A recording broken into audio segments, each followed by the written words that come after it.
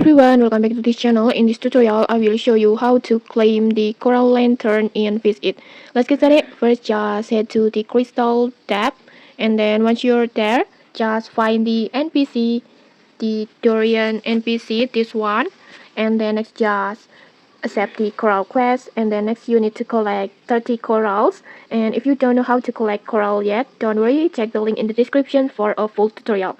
And then after that, after you collected all 30 corals, just return to the NPC and then just talk to him, and then just give them the corals. Just tap on I got the corals, this one, like this, and just like that you will receive the coral lantern as your rewards. Now just open settings and then just go to lantern skin like this, and then just equip your coral lantern, this one, just equip skin like this. And this is the what the coral lanterns looks like when it equipped,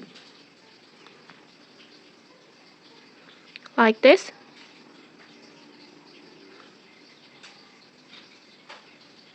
It looks so cool. And okay, maybe that's it. If you found this helpful, don't forget to like, comment, and subscribe for more tutorials. Thanks for watching and see you.